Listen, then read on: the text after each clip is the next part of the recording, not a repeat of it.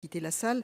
Nous allons maintenant examiner sur le rapport de Madame Nicole Ameline le projet de loi adopté par le Sénat autorisant l'approbation de l'accord sous forme d'échange de lettres entre la France et le Royaume-Uni de Grande-Bretagne et d'Irlande du Nord.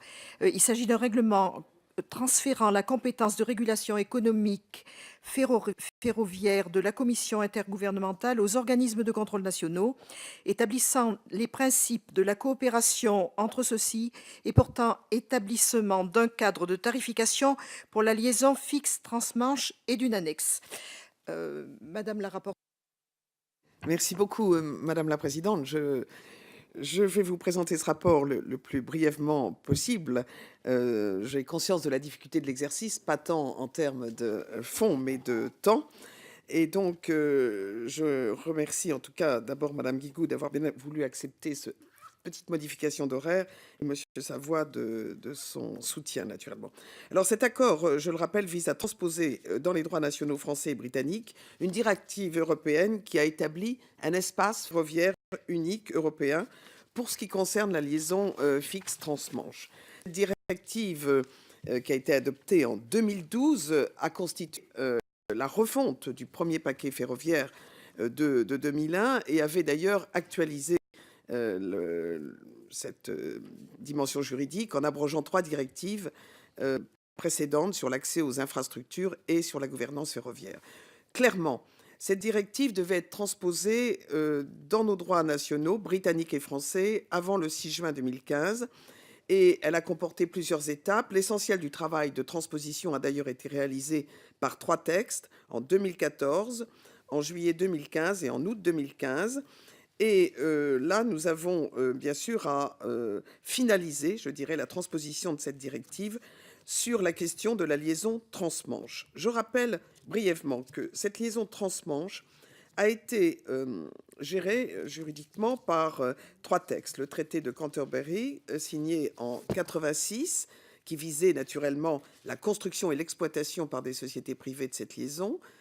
Un contrat ensuite de concession quadripartite qui avait été signé également en 86 entre les 2 gouvernements français et britanniques évidemment et les concessionnaires français et britanniques. Et enfin une convention d'utilisation en 1987. Pardon.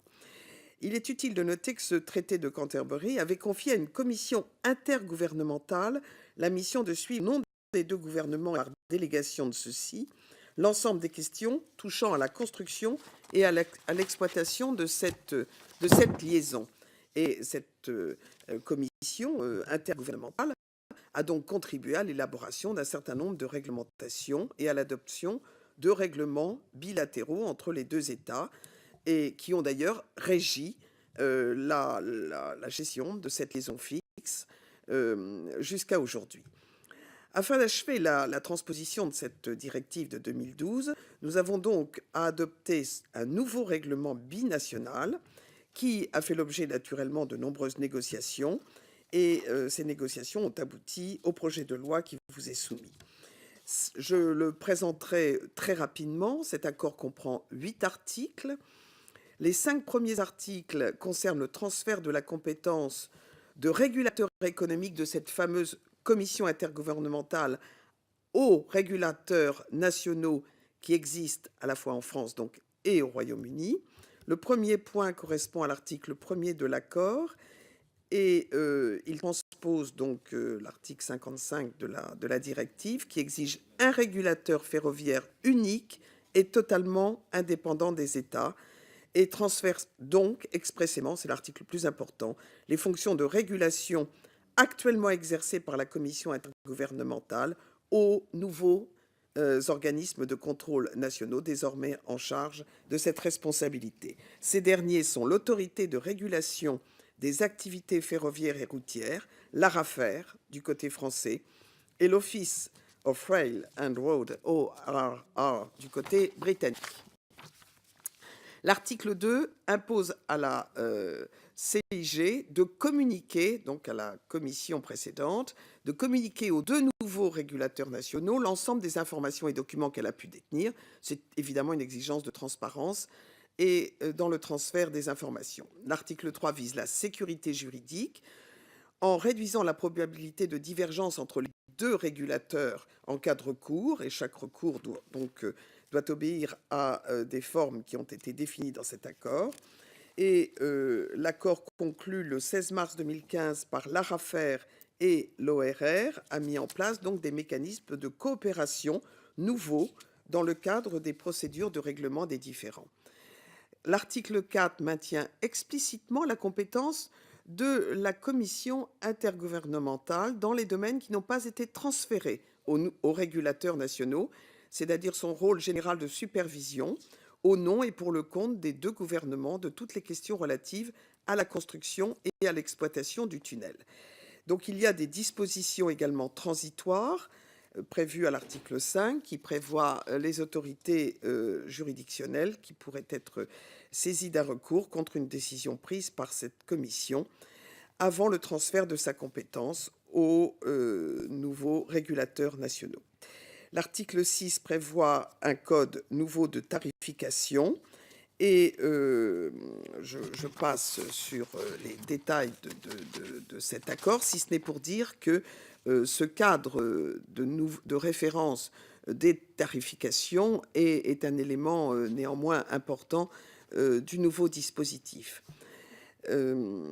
J'insiste d'ailleurs pour dire que l'article 29 de la directive oblige les États à mettre en place ce cadre de tarification tout en respectant l'indépendance de gestion prévue également à l'article 4 de la même directive. Les politiques nouvelles tarifaires qui demeurent définies par la Convention de 1987 répondent désormais aux règles générales figurant dans ce nouveau cadre de tarification. Enfin, il y a une annexe qui comporte un certain nombre d'articles qui visent également à définir très précisément ce cadre de tarification.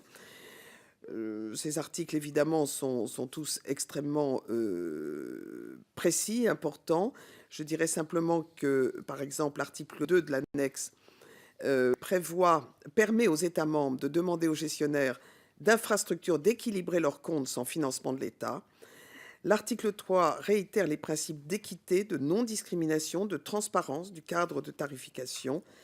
L'article 4 définit également un certain nombre de principes sur lesquels je vous invite éventuellement, et vous avez sans doute vu le rapport,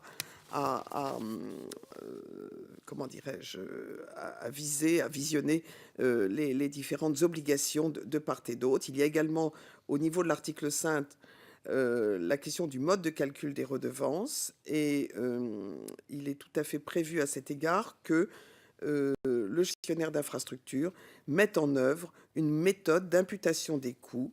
De la même façon, la question en effet des modalités d'entrée, enfin, peut-être n'est-ce pas nécessaire que j'insiste trop sur les détails. Le cadre de tarification, en tout cas, a été absolument négocié, élaboré et fait aujourd'hui l'objet d'un accord entre les deux États. D'ailleurs, cet accord interviendra sous la forme d'un échange de lettres entre le Royaume-Uni et la France.